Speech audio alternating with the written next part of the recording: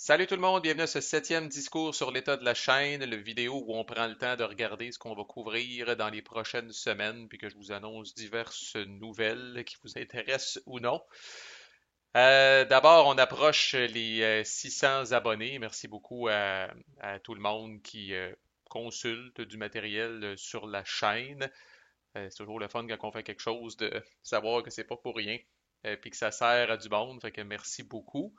Depuis un certain temps, j'offre aussi des memberships YouTube. Je pense qu'ils appellent ça des souscriptions en français, en décoche-trop mêlé dans les termes, là. Mais vous pouvez décider de soutenir la chaîne en devenant soit un hostie de bon fan, un Chris de bon fan, puis un tabarnak de bon fan. Puis j'ai essayé de mettre une gradation dans les sacs, là, quoi qu'on s'entend pas tous au Québec, à savoir quel sac est pire qu'un autre. Mais dans l'ordre croissant, un hostie de bon fan, essentiellement, ce que vous avez, c'est ma gratitude. Ça vous donne pas officiellement accès à des choses spéciales, quoi que j'ai mis, je pense, dans les perks que j'allais toujours répondre à vos commentaires. Mais ceux qui ont déjà commenté sur la chaîne savent maintenant que je réponds systématiquement à tous les commentaires.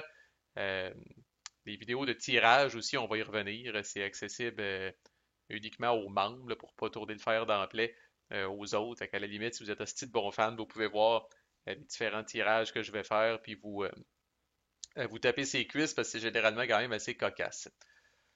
Ensuite, il y a des crises de bons fans. Donc ça, c'est un petit peu plus ça donne accès comme tel à du contenu exclusif.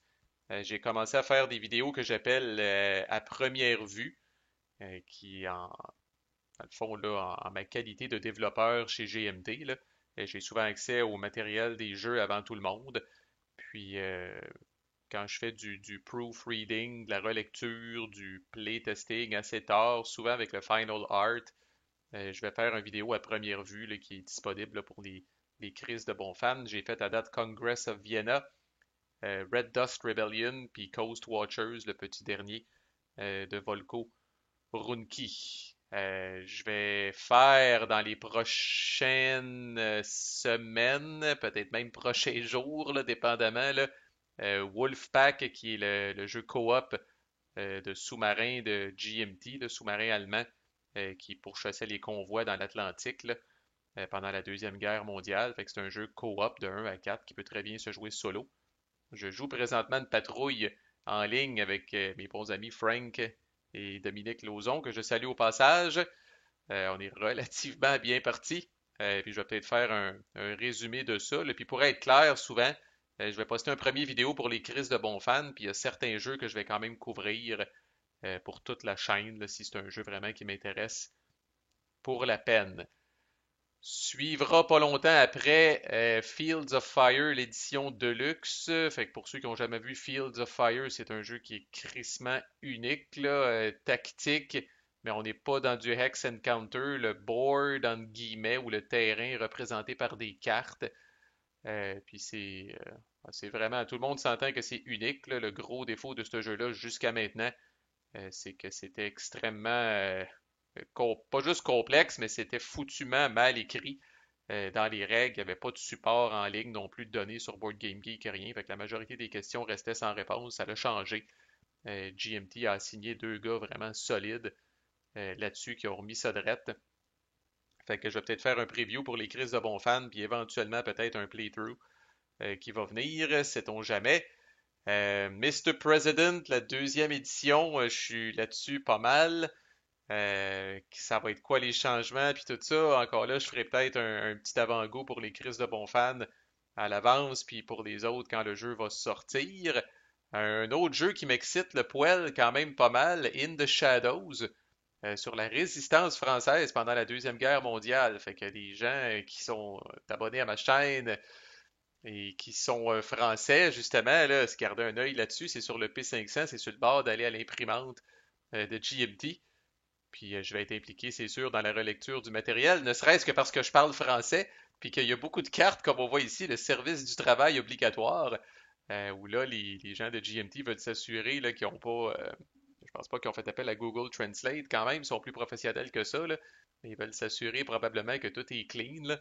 Puis je vais réviser ça comme si ma vie en dépendait, évidemment. Puis je ferai peut-être un petit vidéo encore là d'aperçu. Puis éventuellement peut-être une playlist. Je sais que ça se joue solo ou ça se joue à deux, là. Puis l'autre chose évidemment qui s'en vient bientôt, l'extension de Plum Island Horror, More of a Bad Thing, qui va rendre le jeu plus difficile parce que les feedbacks préliminaires sont que le jeu est peut-être un petit peu trop facile au goût des gamers hardcore et les gamers avertis, là. Fait que l'extension, qu'est-ce que ça va contenir, en quoi ça va consister, ça aussi, je devrais être dans les secrets des dieux. Maintenant, bon, l'autre niveau d'après, c'est les tabarnaks de bons fans, que ça, en plus d'avoir ma gratitude pratiquement éternelle, vous rend éligible à un tirage. J'essaie de faire tirer un jeu une fois par mois, quand la disponibilité le permet. J'ai fait tirer à date Downfall, Rebel Fury et Patch History qui m'avaient été donnés. Puis j'ai appris là, récemment, là, au moment d'enregistrer cette vidéo-là, que j'allais avoir une copie aussi de High Napoleon que je vais faire tirer entre les tabarnaks de bons fans. Fait qu'une fois par mois, si vous êtes tabarnak de bons fans, encore là, en plus d'avoir ma reconnaissance éternelle, vous avez une chance de gagner une copie d'un jeu neuf. Euh, vous payez les frais d'expédition de titre, sinon la copie, elle m'a été donnée, alors je la donne à mon tour. Souvent, elle m'a été donnée en remerciement de mes bons services. Parlant de bons services, deux choses que je suis excité en sacrament de partager avec vous autres, c'est que je suis officiellement maintenant sur le payroll de GMT Games. S'il y en a qui lisent là, les hosties de longues newsletters de GMT, vous avez peut-être vu ça annoncé à un moment donné par Gene Billingsley lui-même. Fait que j'ai joint l'équipe de développeurs de GMT maintenant officiellement à raison de 8 heures par semaine, rémunéré, câlisse, après avoir fait ça bénévolement pendant 2 ans. Finalement, ça finit par payer. Fait que je suis encore plus dans la gang, si on veut, là, tu sais, puis là, je travaille, tu sais, comme je parlais, là, pour Fields of Fire Deluxe, puis Mr. President, là, je veux dire, je fais ça, puis je suis rémunéré, là, à réviser, par mettre ça drette, puis à fouiller, là, pour des incohérences, puis des choses comme ça. Fait que très excité, mon but aussi, c'est de faire plus d'heures pour eux autres, et éventuellement, si je suis capable de travailler à temps plein, pour eux autres. Ce qui est une bonne nouvelle pour vous parce que ça veut dire encore plus de contenu exclusif. Il n'y a rien que j'aime plus que de voir un commentaire dans la chaîne ou sur Board Game Geek ou quoi sur un de mes vidéos par un anglophone qui dit Oh, it's too bad this is in French. Tu sais, il n'y a rien que j'aime plus que de voir un anglophone se désoler que là, le seul vidéo en ce moment sur ce jeu-là avec les composantes finales puis tout ça, il est en français. Comme une façon de faire un pied de nez aux Anglais puis de dire en français, on est capable d'avoir du contenu exclusif et de qualité sur les board games également. L'autre chose que je suis très excité, c'est pas confirmé à 100%. Je pourrais avoir une rencontre aujourd'hui même quand j'enregistre cette vidéo-là avec Kevin Bertram, qui est à la tête de Fort Circle Games. Ceux qui ont écouté ma playlist sur l'événement Stack Academy, j'ai rencontré Kevin en personne. J'y ai manifesté mon intérêt pour faire du n'importe quoi pour eux autres, essentiellement. Euh, Puis il m'a dit, hey, écoute, je suis bien occupé en ce moment. Ils viennent de lancer le Kickstarter de Hunt for Blackbeard, qui est le dernier jeu de Volco, qui était chez GMT à l'origine, mais qui est switché chez Fort Circle Games. Puis il m'a dit, Halls of Montezuma, je vais avoir besoin d'aide. Fait que je vais aider pour Halls of Montezuma, que j'ai beaucoup aimé quand j'ai joué au stack. Je vais finaliser le rulebook, je vais faire d'autres affaires, puis je vais travailler avec mon bon ami Marc Rodrigue, qui fait tout le artwork de ce jeu-là. Fait que Chris, c'est un éditeur américain. Puis le développeur puis l'artiste sont québécois. Fait que quand même, on commence à se démarquer. Pas pire. Maintenant, ceci étant dit, quelles sont les playlists qui s'en viennent? Chris, ça va été le plus long discours sur l'état de la chaîne ever. Mais en tout cas, Here I Stand, ça achève en tabarnak. Manquez pas la finale, ça va être épique en sacrament.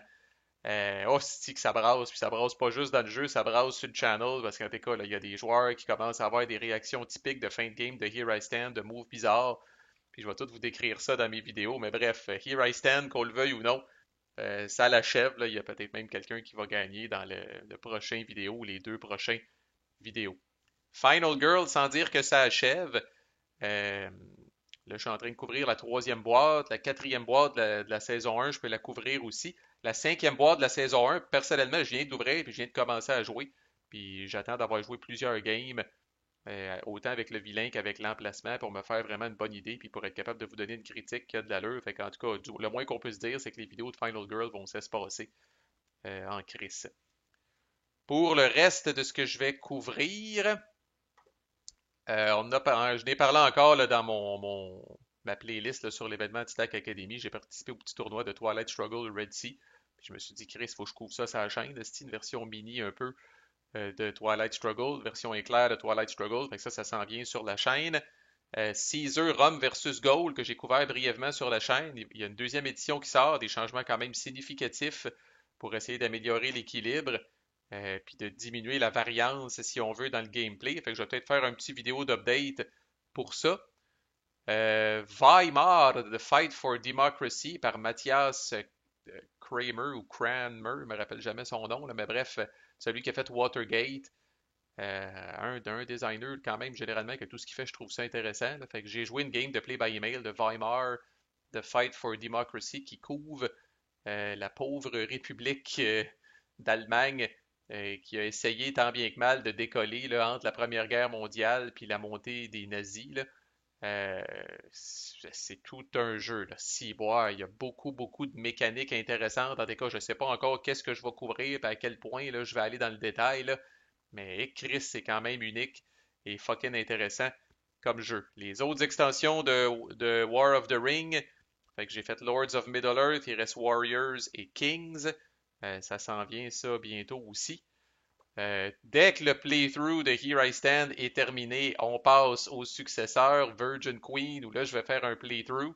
Puis ça, étant donné que ça n'a pas été couvert formellement par mon idole Jean-Michel Grosjeu, je vais probablement, au fur et à mesure qu'on va rencontrer des nouvelles règles dans Virgin Queen, je vais probablement vous expliquer les différences par rapport à Here I Stand. Fait que ça va s'adresser principalement à des joueurs avertis de Here I Stand qui ont peut-être jamais fait le saut ou qui ont moins joué à Virgin Queen. Mais on va se lancer dans un playthrough là-dedans avec 5 autres inconnus. On va essayer des torchés. Europa Universalis, ça va probablement se poursuivre. Calisse, je pourrais faire des vidéos quasiment jusqu'à la fin de mes jours sur ce style de jeu-là, là, tellement que c'est long. Là, il faudrait que j'arrête. Là. Mais bref. Puis l'autre affaire, je me questionnais peut-être, parce que j'étais en train de jouer à ça, puis je pense pas que ça a été traduit officiellement, là, quoique la plupart des wargamers avertis savent jouer, mais n'empêche. Combat Commander Europe, j'étais en train de jouer. Les règles sont extrêmement fraîches à mon esprit. Puis il y a des affaires qui s'en viennent pour ce jeu-là que je peux même pas vous annoncer en ce moment, même en français, puis même low profile dans une petite vidéo sur l'état de la chaîne comme en ce moment.